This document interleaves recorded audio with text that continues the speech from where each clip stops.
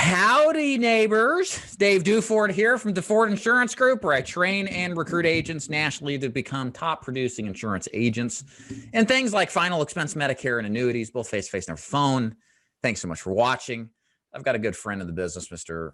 Danny Ray is here. How you doing, Danny? I'm doing great, Double D. How you doing, buddy? I'm doing good. I always like Danny because Danny knows what he's talking about when it comes to final expense telesales. He's a pro at it. And we're here today to talk about we got 7 top tips to sell final expense on telesales specifically, successfully. So we're kind of run down the list. And the idea behind this training is that I was telling Danny, like the vast majority of people that watch my content are just about to get into telesales or thinking about getting into telesales. And they've got to understand that it's different. There's a process that you need to understand from A to Z that will be different from other kinds of sales and insurance of any kind. And what better way to kind of get a good, specific, in general, kind of just overall really good training from somebody who's been doing it for a long time. Yeah. So thank you for being here, Danny. Why don't we start off, Danny, just in case my audience hasn't seen your other video, which is thousands of people have watched it. Everybody loves it when they watch it as far as telesales training goes. Yeah. Tell the new members in the audience who you are, what you do. Yeah, I'm Danny Ray. I've been selling over the phone in multiple industries for 28 years. I've always used the same principles. It's basically the straight line approach. Okay. But in the last 8-9 years, I've been selling specifically life insurance over the phone. I always use the same principles. It's a very simplistic approach, and it's been very, very successful. You know. Cool. And you worked with Stratman and Oatmont. I can't remember the name. Yeah. Wall Street guy, right? Yeah, just to get a little background, back in the early 90s, 93-ish, 94, right around there. Okay, I was a cold caller at Stratton Oakmont, which those of you know that, a Wolf of Wall Street. Jordan Belfort owned that firm. So that's when I was first exposed to the straight line system. Back then, didn't even have a name yet. Oh, yeah. It was basically straight line, yeah, but it wasn't like, there's no system, there was no 4.0 or anything like that. Right. So the basic foundation of my sales that I've been doing for almost 3 decades is derived from those principles. And has a lot to do with psychology, how to approach it, keeping it really simple, okay? And, building a relationship with a client in a very, very simplistic way in a very short period of time. Yeah, and you do an outstanding job of it. You've been around the block for quite a while in the insurance business with a lot of well-known people, good organizations. Yes. So perfect person to refer to when it comes to the telesale side of final expense. Let's jump right in. We were talking before the recording. Yeah. How mindset makes a big difference for telesales. Tell us, when you say mindset, how do you mean? Why is it important? Well, a lot of agents, what they do when they approach telesales, and I'm going to use face-to-face as an example, because usually it's transitioning from face-to-face to telesales, and they expect it to be the same thing. I'll give you an example. Like when you're on face-to-face, you make 6 to 8 appointments a day. You go out there, you're sitting in front of people. You might have 2 no-shows. You might have, 4 to 5 people that you actually sit in front and you close maybe 50% or better, right? If you're a really good face-to-face agent, you're probably closing, 3 out of 5 appointments you sit, if not 4, right? But when you transition to telesales, it's a more volume business, meaning people think, oh, good, I'll pull 10 leads and they have the same factor of the ratios with face-to-face. So they approach it in a way where, oh, good, I'll make 10 phone calls and I'll close 6 people, which is not the case because it's a volume business. So with a lot of agents, when they approach this business, they have to have the right mindset to know what to expect. Okay, when that comes down to really feeding your brain the right materials in order to sell at a high level. Because again, you're going to get a little more rejection, okay? Because again, you're calling a high volume of people, So mindset is really, really important when you transition, or even if you start, to understand what to expect and not to react, but to respond. So that's really expand on that. What's that? Can you expand on that a little bit? Yeah. Reacting versus responding. Well, a lot of times, this is a great example. Okay, let's just say you have agent A and agent B, right? Agent A, you give them 100 leads. This is telesales. Here's a script. Have a fun time, right? They don't know what to expect. They jump on the phone. They start making dials. Maybe you got 15 people that just hang up on you, or 15 people you just can't get a hold of, okay? Or 20 people that you can't get a hold of. If you're not expecting what's going to happen, that can probably go ahead and make you, confidence get crushed right in the beginning. Yeah. Now you have agent B who understands, because whether it's a mentor or the proper person teaching them is, listen, here's the deal. You got 100 leads. You're not going to speak to 65 of them. Accept that right now. You're finding the 35 that you want to speak to. Those are the people you're looking for.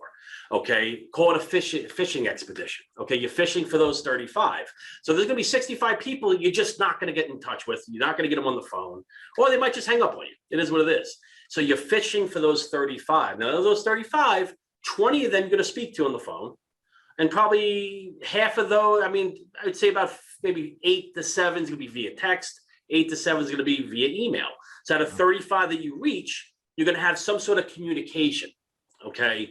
So that's what I'm talking about. So you're right now, agent B understands that. So he's okay with the first 15, 20 phone calls and not getting people on the phone. He knows that he's looking for the 35 that he's looking for. And again, these are SEO leads, Facebook short form, not direct transfers of, TV leads, but, people that you have to call and engage with. Whereas agent A, who just got 100 leads thrown at him, what a majority of the IMOs do to people. Okay. Here's a script, just make phone calls. They're just not mentally prepared to what's to expect. So if you have somebody that's not really mentally prepared for that, it could be a rough time. Knowing, not really expecting, well, I'm only looking to get in touch with 30 people, 35. So you have to make the dials, you got to make the activity. So that's about the best, analogy I can use. If you have 2 different agents, give them the same leads, the same script, say go, but one of them, you just mentally prepare them what to expect. Right. They're going to succeed more because they're okay with the getting off the phone quick. See, with me and my wife, who's an absolute rock star, by the way, we approached this and we don't care. Get them off the phone. If this is not a take them to the mat type of business. If you're in telesales, you're speaking to seniors, this is not a take them to the mat type of business, because what I've learned, and I have metrics to back this up, the more you aggressively go after a senior, they're nice people, right? They've been around for 6, 7, 8, 9 decades. Okay. They got a lot of wisdom. Okay. They'll listen to you because they're just nice people, most of them, right? But when you take them to the mat and you pressure them a little bit, the end result's going to be your persistence is going to drop, no doubt about it. Okay. Because they might just sign up just to be nice, make one payment and cancel it. Right. Just the way it happens. You get the persistency, or you're going to get a chargeback, which is going to affect your persistency anyway. There's a reason why me and Lisa Marie have a 95% persistency rate in telesales. That's great. Okay. And every one of our agents that work have over 85. Okay. And in the industry standards, that's better than a lot of face-to-face agents. It is. Okay. For sure. And it's all how you approach it. It's all how you button it up. And it's all about passionately caring about the client and them feeling. See, when I get on the phone with somebody, I don't think about the sale. I think about passionately helping that person get what they need. And sometimes you have to focus on the PowerPoints and things of that nature. But that's basically when you approach this business, that's how you have to approach it. You have to know what to expect. Right.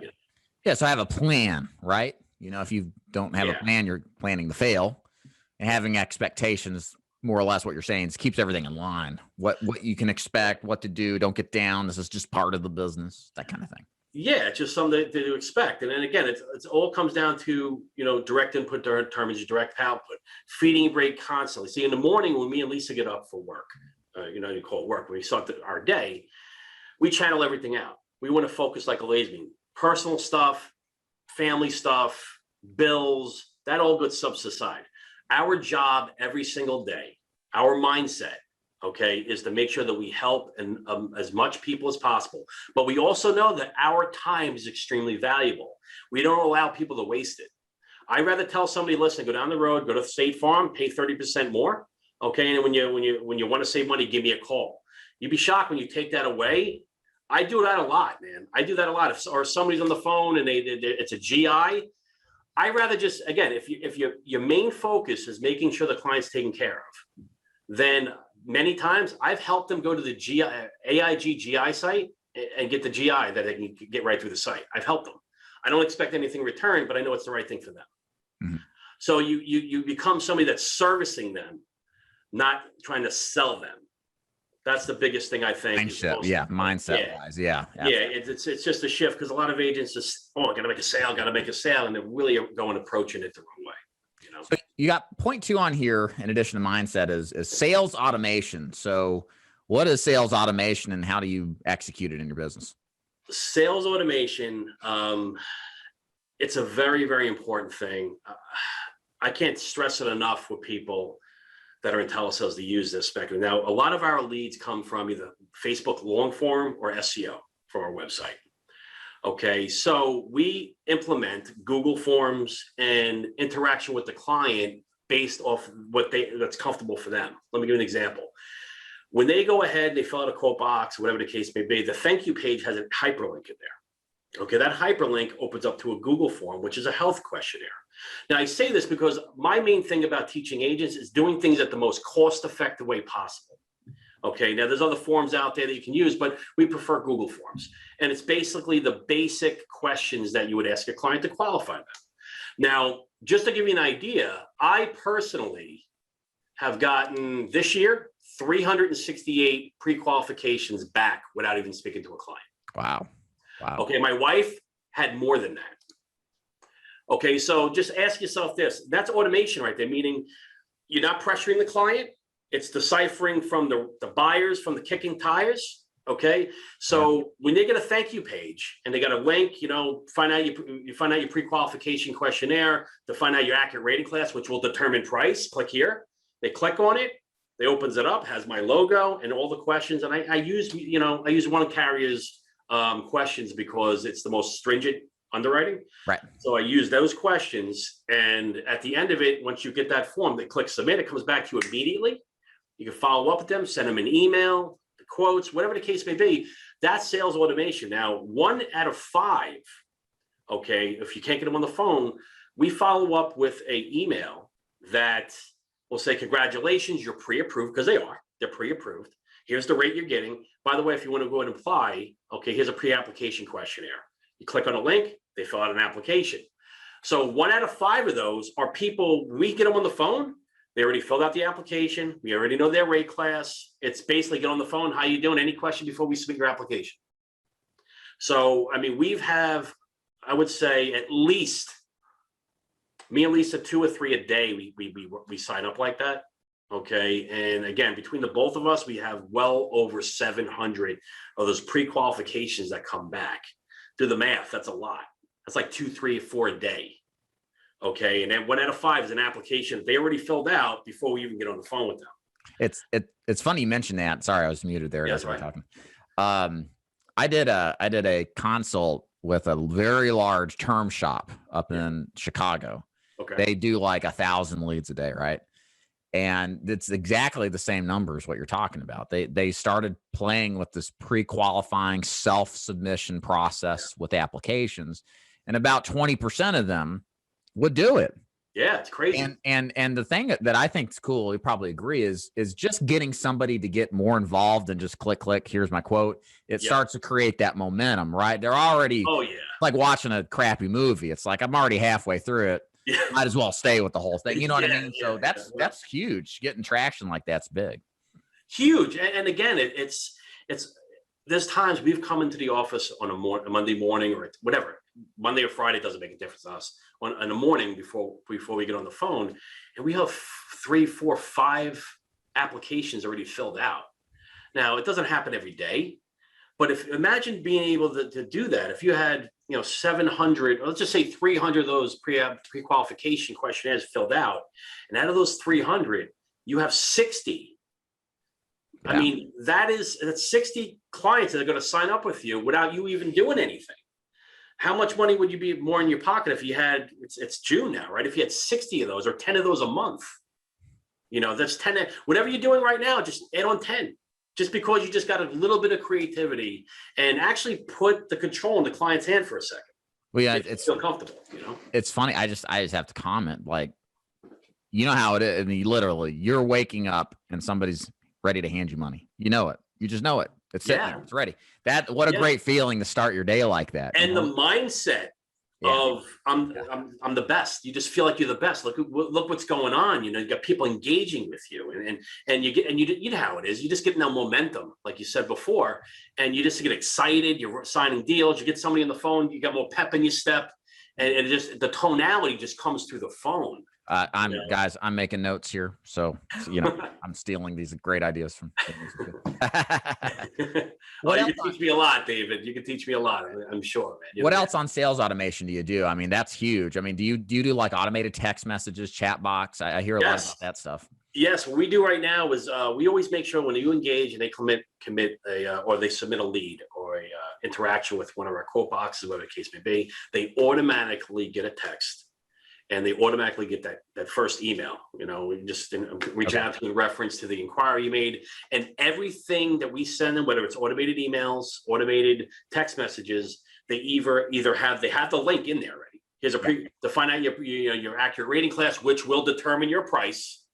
Click on this pre-application link or risk assessment form, and it's hyperlinked. They click on it, it opens up a Google form, they fill it out, click submit, it comes right back to me immediately. And everything that we send the clients has that link in it, every single one.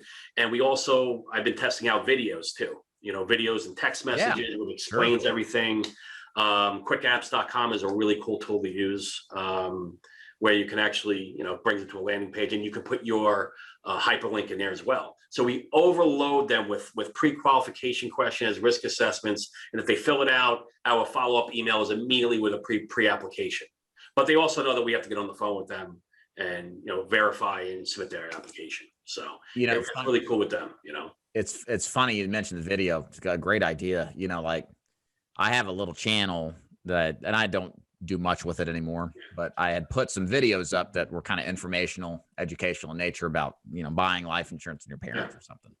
Those leads that came in, man, they're solid. They're solid, pre-sold, because they know and have developed a relationship with you on video, which is extremely powerful. So that's a great idea. And it's, you know, you're putting your business on autopilot. You know, and again, I mean, you're gonna just imagine if I could snap my fingers and every person watching this, every agent watching this can have 20% more income in their bank account right now because of very, very little work, just a little bit of creativity. I mean, it's more money to buy more. It's a snowball thing, you know, so it's fantastic, you know. So point number 3 here is call structure. Tell us what you mean by call structure. Call structure is understanding the life expectancy of a lead. All right. If you're in telesales, okay, depending whether it's a direct transfer or if it's TV leads, or, you know, I primarily focus on SEO and Facebook long form. There's a life expectancy where if a client clicks on that lead, okay, and they fill out a form, they click it. I mean, you have time where you need to go ahead and reach out to that client. You can't like, oh, I got a new lead, I'm going to call it tomorrow. You can't have that mental approach. You have to, you got to strike while the iron's hot.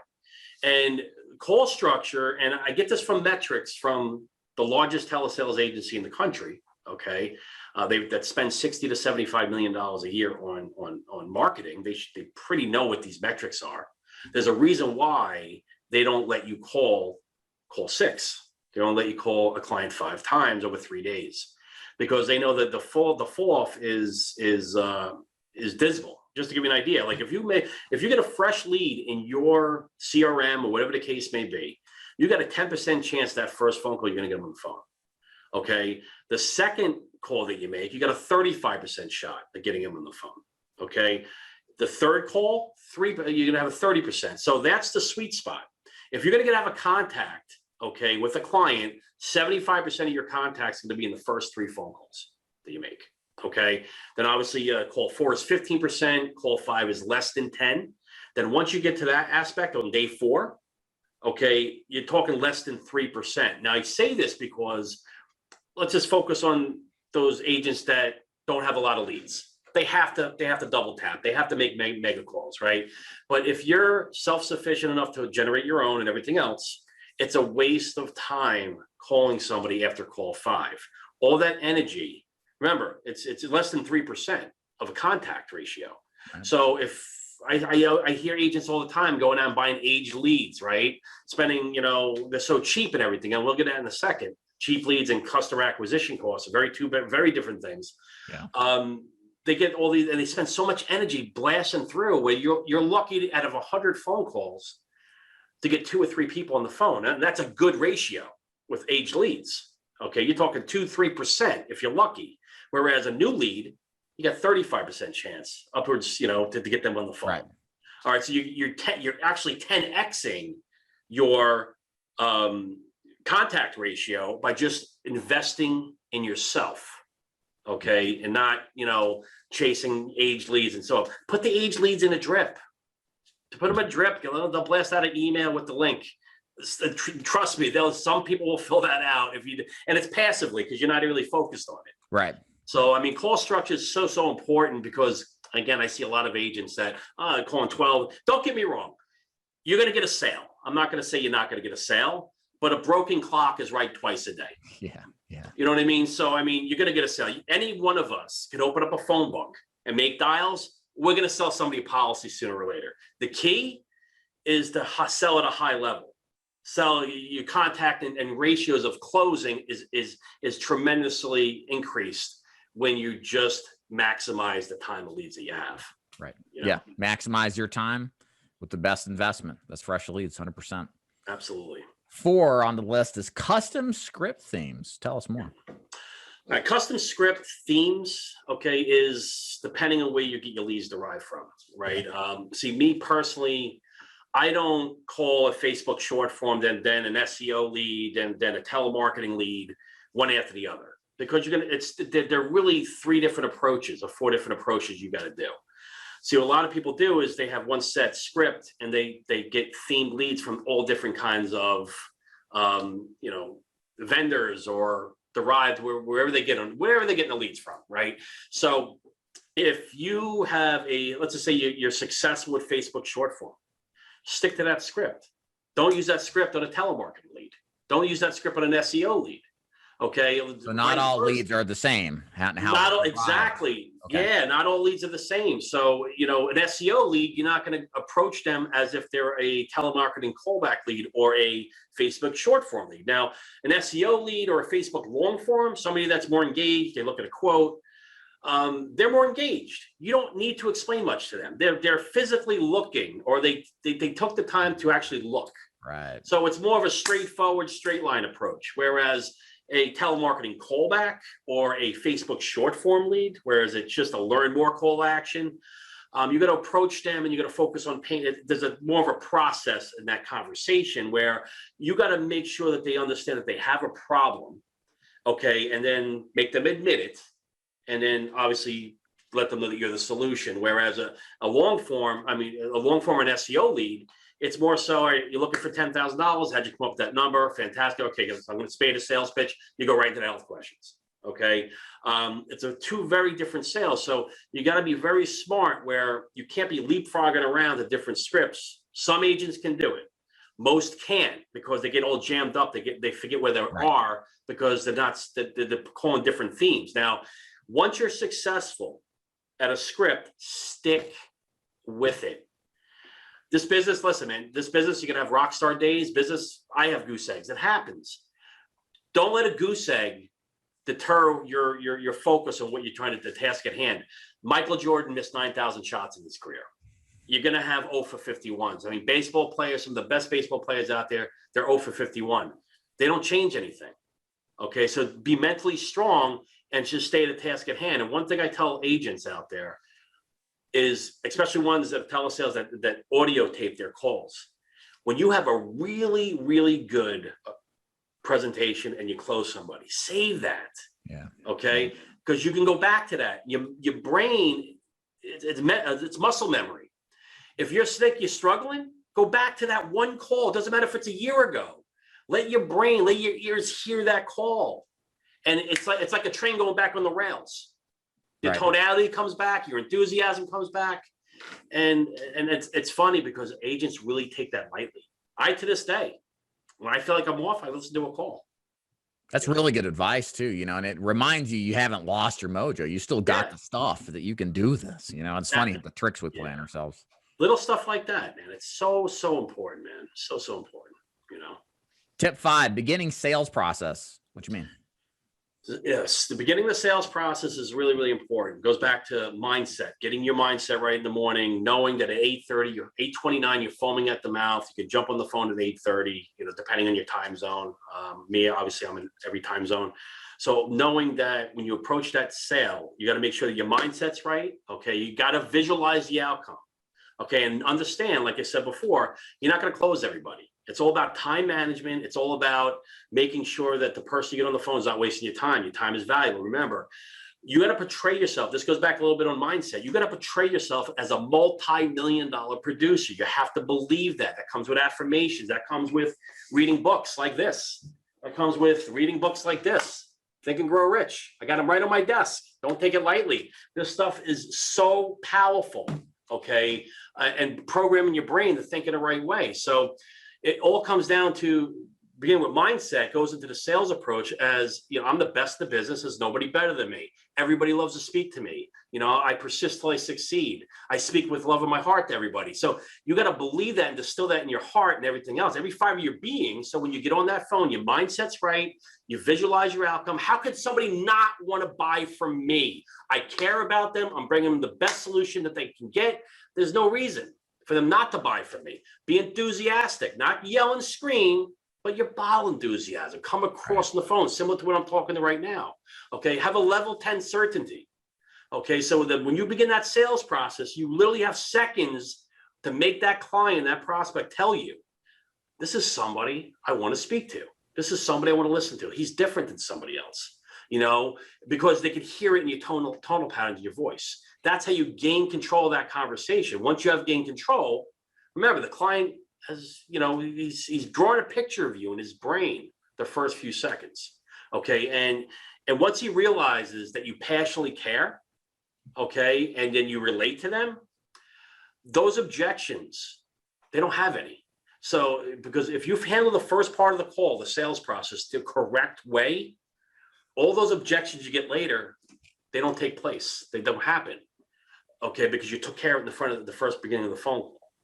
So the beginning of the sales process, I cannot stress it enough.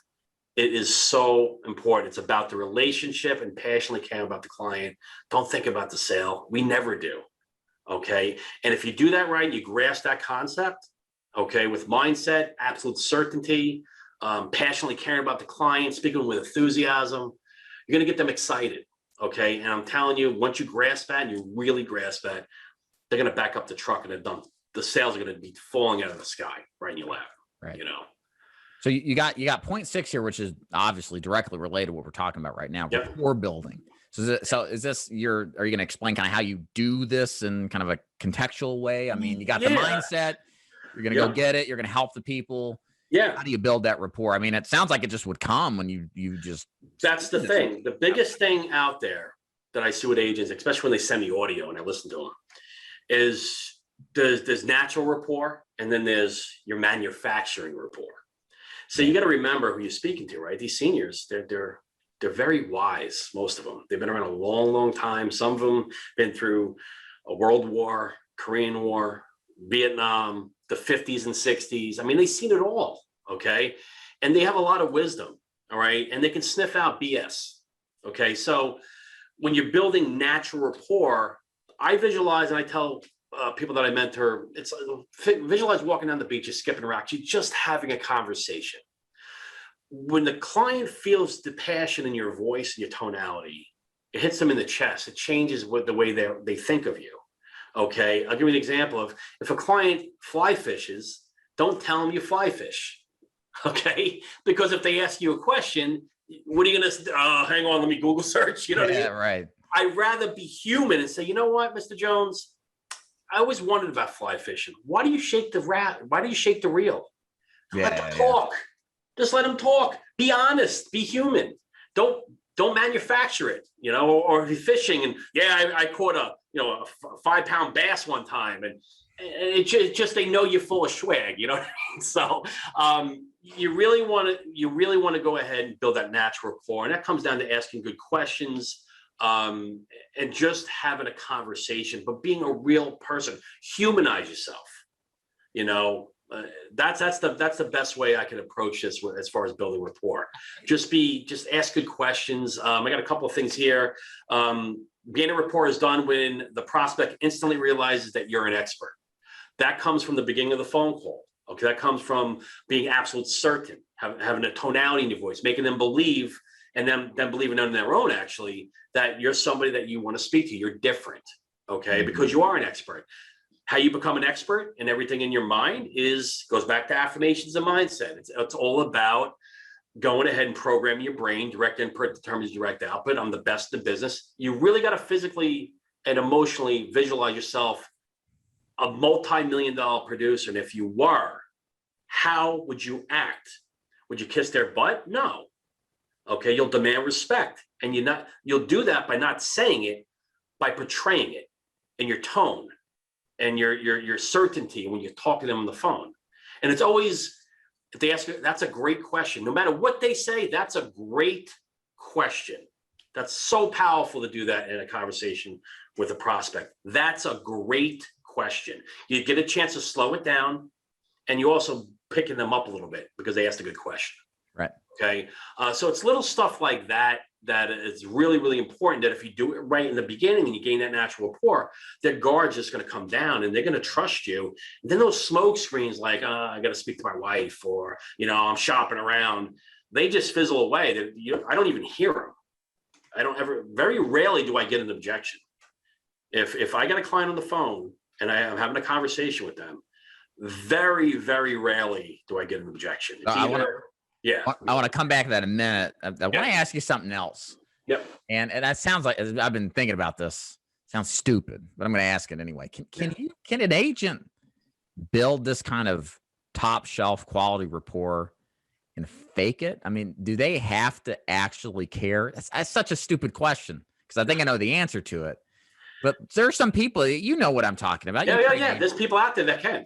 They don't really. Okay. I mean, I'm sure there are. I mean, me personally, that's a great question, Dave. Seriously, is there people out there that can fake it? I'm sure there are. Me personally, it just gets to a certain point. It's the person that you're portraying yourself to be, or the person that you really are. I'll give you an example. If you're, all right, so this is a perfect example. If you're somebody in this business that overcame a tremendous amount of adversity in your life, and it could be anything, death, losing a child, anything that's really that you overcame, that gives you a sense of humanizing yourself, but also relating to people. See, the biggest challenge is, I'll give you a 22-year-old, right?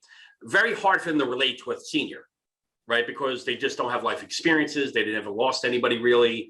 Life hasn't kicked them in the face, right? I mean, as you get older, you know what I'm talking about. You get older, you have kids, life, like you're bobbing and weaving, right? Life is just trying to take you out. So being a real person and being, and loving yourself and passionately caring about the person you're talking to, I feel will get you so much farther in this business. Yeah. Referrals, because people just know. I mean, people know. I mean, of course, there's people out there that can fake it, right? But I think over the long haul, the person that's genuine will get farther than the person that just wings it and fakes it. Because after a while, you only lie to yourself, right? And when you're passionately caring and people see that, even if it's over the phone, just something special happens, man. It's really hard to really say nothing more than that something special happens in that relationship. But you get referrals and things of that nature without even asking. You know? So I appreciate that. The thing with me is I think you really have to care about your people. You have to have some kind of curiosity or interest and desire to help somebody to do well in this business. I ask that because you train a lot of agents. I do too. I've never met anybody that's successful that didn't have that. No, I mean that. And again, just to go back and reiterate on audio, and I'm a big believer in listening to audio, man, because it's game film. When Tom Brady loses the game on a Sunday, what are they doing first thing Monday morning? They're looking at tape. Your audio is your game film. And there's a lot of times where I can hear an audio and I don't listen to the whole thing. I listen to five. All I got to do is listen to 5 minutes of it, because that's when the sale's lost or made, in the first 5 minutes, because you either lose the client and they just follow you because they're nice, but you can hear people where the client will start to talk and open up, and then most agents will just cut them off because they're thinking about it. And you can just hear it. You can just hear it over the phone that and the senior, the consumer, knows that you don't really care, because you're just cutting them off and sticking to the script, and where you got somebody like me, who I just want them to talk. Now, I don't want them to bring me off into the woods somewhere without a compass, of course, but I want them to open up to me, because they're going to tell you the blueprint, how to close them, if you ask good questions and you just let them tell you. Sometimes it's in code, but if you listen, you know how to just lead them to the conversation. Because here's the deal: they need help. They have a gap that needs to be filled. Okay, they need something that keeps them up at night. And I tell clients that, listen, I know this keeps you up at night. You're human like me. It would keep me up at night. All right, always constantly relate, and it's always this is what I'm going to do for you. It's always what I'm going to do for you. Okay, it has nothing to do with me. But really going and approaching it that way, and really going ahead and listening, asking good questions, they're going to tell you how to exactly close them. And it's phenomenal when you get good at it too. It's great. And that leads up the last point on here, which you teased a little bit, that we're all interested to hear. You don't hear objections, but you've got objection handling here. Like, tell us more. Well, yeah, I mean, this exactly. See, when I tell people about objection handling or not handling, I always add that in after. Objection handling, and then add those of you that know me, not handling. Because, I mean, you're going to get objections. This is going to happen. And again, it comes back to what to expect in a phone call, right? Not knowing that you don't have to take these people to the mat because of an objection. Over a period of time of experience, in a tone of somebody's voice, if they're full of swag or if they're telling the truth, right? Those shopping around and doing this stuff, I let them know right off the bat that what I do. Okay, what I do for a living, I'm an independent national agent. Okay, it is, basically what I do I take all the shopping out of it. This is what I do for you. I'm licensed and contract. So they know, so I extract that objection. So as you go through the pitch or your presentation, you put forefront the top 3 objections they can possibly say. And then you extract it out of the whole conversation by addressing it without them even knowing. Okay, so therefore, at the end, they know you're confident. You're somebody that they want to do business with. You got the best out there. They're absolutely certain about yourself, your product, because it's the best. When I portray a product like Mutual of Omaha, A+ superior rated, been around since 1907, $500 billion of insurance in force, just a solid company. I dress it up nice. 3 bullet points, boom, boom, boom. Next, they know it's the best company. Okay, and over the period of the conversation and building natural rapport, they like me. I'm a very likable guy because I care. Okay, right. So towards the end, very rarely do you get objections. I mean, 40% of my sales are follow-ups. Okay, because I can sniff out the BS. And I'll tell a client, listen, you're kicking tires, you're window shopping, you're serious about this. It's okay. It's okay to let me know. I mean, you're not going to hurt my feelings. Or you take it away, which we're really big on, is the takeaway close, or, go down the road, pay 30% more. If you ever change your mind, give me, I don't want to do that. Or just sniffing out the BS. Right, right. You're going to have somebody out there it's just not going to buy. Not everybody bats 1,000, right? You're going to have people out there that are going to give you objections. But if the way you portray the objection by not reacting but responding is how you're going to be very different. Okay. Of course, there's rebuttals out there. You can do loops, right, and everything else. But again, when I feel that when you start to do loops and everything else, and you consistently try to do that, and your mind frame is to take them to the mat kind of sale, that's when you're going to lose them. That's when, you'll be shocked at how many people call me back because I don't push them. I tell clients, listen, I don't work on callbacks. I'll call you one other time. Then I'm going to close your file. Not because I don't want to help you, but I got 800 seniors reach out to us a month. I just don't have the time. Right. So until I can clone myself, I'm only going to reach you once. All right. And you'll be shocked. I get emails all the time. Every day I get an email. Okay, Danny, I'm ready. That's somebody from 3 months ago. Right. because I didn't take them to the mat. I didn't pressure them, and they know that I passionately care, but they also know that I'm a no nonsense kind of guy. Time is important to me too. I got to help. I have seniors I need to help. So, right. So I mean, that's what I mean by objection handling or not handling, because if you take care of the first part of the phone call the right way, absolute certainty, being sincere, passionately caring about the client, but most importantly, relating to them by asking good questions. All those objections fizzle out because they trust you. And that's what it is. I mean, smoke screens are just lack of trust. If they say, I got to speak to my wife, I'm shopping around, I got to think about this. That's just keyword to say, I don't trust you. Right. That's all it is. Because if they did, they'd buy. So. Well, Danny, thanks so much, man. This is an excellent training as always. Just like the other video, make sure you guys watch it if you haven't already, on the top 7 tips to sell final expense over the phone successfully. Danny, tell my audience where they can find out more about what you do. I have a masterclass, LTM masterclass. You can go to ltmmasterclass.com, lifetelesalesmentor.com. I have a mentorship, a 2.0 as well. You can find us on Facebook, LTM Masterclass as well. We have a whole little community that feed off each other all the time. Biggest thing about the masterclass that we have starting in July again is bi-weekly. We have Zoom classes where everybody jumps on a Zoom, and we just talk shop. And sometimes it goes from an hour to 5 hours. So it's we have a good time. So right. So if people can reach me pretty easily. I'm always very passionate about helping agents, so if you ask me a question, you'll get the real me. So awesome. Danny, thanks a lot. I appreciate it, man. Oh, anytime. See you later, buddy. Thanks.